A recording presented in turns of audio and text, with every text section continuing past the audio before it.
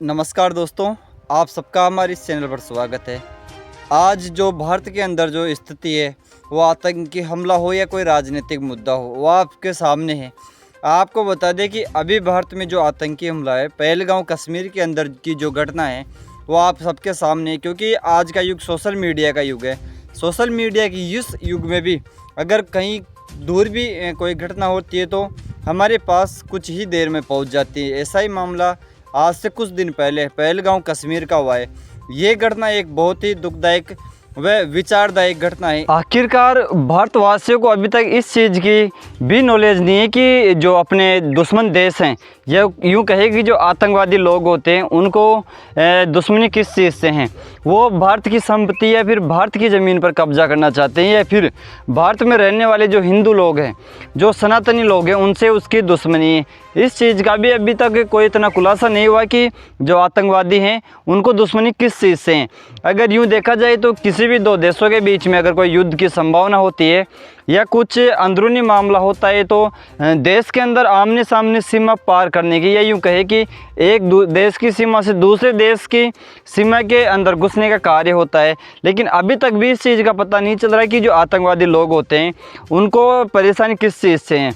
देश की सीमा में घुसना चाहते हैं या फिर देश के अंदर बैठकर कुछ वो करना चाहते हैं। आपको बता दें कि जो हिंदुस्तान में जो हिंदू रहते हैं, मेरे को तो ऐसा ही लगता है कि जो आतंकी हमले होते हैं, अगर बात करते हैं 100 में से अगर नंबर देते हैं तो 100 में से 80 हमले तो हिंदुओं पर ही होते हैं। क्योंकि जो बाहर के देश है वो मुसलमान या मुस्लिम देश हैं। उसके बाद आपको बता दें कि भारत ही एक ऐसा देश है जहाँ सेकुलर देश है।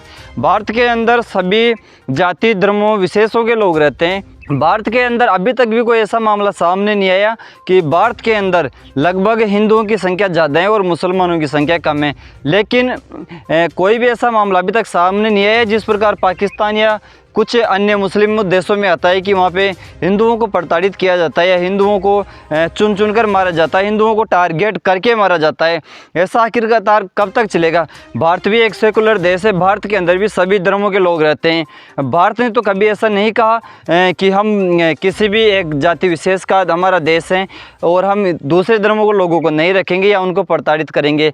ऐसा तो भारत के किसी भी नेता या किसी बड़े आदमी ने ये चीज़ तो नहीं कही। क्योंकि भारत के माना जाता है कि अखंडता ही एकता भारत की विशेषता है। भारत सर्वविध धर्मों का निवास है। यहाँ पे सभी धर्म जातियों के लोग रहते हैं और यहाँ पे ज़्यादातर प्रेम भाव से लोग यहाँ पे रहते हैं। लेकिन जो आतंकवादी हमले करते हैं उनको जो जानकारी होती है, उनको देखने के बाद ऐसा लगता है कि भारत में रहने वाले हिंदुओं से उनकी दुश्मनी है, ना कि भारत की सीमा या कुछ ऐसे से। आप सबको पहलगाम की जो घटना थी उसके बारे में ज़्यादा जिक्र नहीं करूँगा, क्योंकि सोशल मीडिया टेक्निकल युग है। आपने देख ही लिया होगा कि किस प्रकार हमारे लगभग 27 से 28 हिंदुओं को किस प्रकार नाम पूछकर, धर्म पूछकर चुन चुनकर मारा गया है। ये घटना अब किसी से छुपी हुई नहीं है। अब उसी के बीच में एक मुद्दा निकल के सामने है कि जो अभी बीजेपी सरकार है, मोदी सरकार है, उसने अभी ये घटना होने के बाद ही 5 कानून ऐसे अंदर लागू किए हैं जिसके अंदर फर्स्ट कानून की बात करते हैं तो वह कानून है कि भारत के अंदर जितने भी पाकिस्तानी रहते हैं, या यूँ कहे कि जो बीजेपी भारत के अंदर कुछ जॉब या कुछ करने के लिए आए हैं, उनको सरकार ने चेतावनी दी है कि 48 घंटे के अंदर ही आपको भारत से जाना होगा या फिर भारत छोड़ना होगा, नहीं तो हम दूसरे तरीके से भी आपको भारत छुड़वा सकते हैं। ऐसा ही मामला अब निकल के सामने है सीमा हैदर का। अब लोगों की डिमांड है कि अगर भारत सरकार, मोदी सरकार सबको ही निकाल रही है तो सीमा हैदर को क्यों चिपकाई बैठी है? सीमा हैदर भी दूसरे देश की है, क्या पता सीमा हैदर ही देश के अंदर बैठी बैठी ये आतंकी हमलों के अंदर कुछ अपना योगदान दे रही हो या कुछ अपने देश की जो खुफिया जानकारी हो दूसरे देश में पहुंचा रही हो। उसके चलते ये आतंकी हमले हिंदुओं पर ही होते हैं। आपको बता दें कि सीमा हैदर को लेकर भी अब हिंदू समाज के लोग, वो जो मुस्लिम समाज के भी वो लोग हैं जो भारत को भारत माता कहकर संबोधित करते हैं या भारत के मूल निवासी हैं, वो लोग सीमा हैदर का भी विरोध करना चालू कर रहे हैं कि सीमा हैदर को भी देश से बाहर भगाना चाहिए। क्योंकि हमें क्या पता किस रूप में अपने ही देश के अंदर चश्मदीद घुसे हो और देश के अंदर गद्दारी कर रहे हो। इस चीज़ के लिए हम मोदी से आग्रह करते हैं कि जल्दी से जल्दी सीमा इधर की भी कुछ जो कानूनी कार्रवाई है वो करके इसको बाहर भेजा जाए, क्योंकि आप सबको बताइए कि भेद बिना चोरी नहीं होती। ये बड़ों लोगों की कहानी है कि भेद बिना चोरी नहीं होती, और ये बात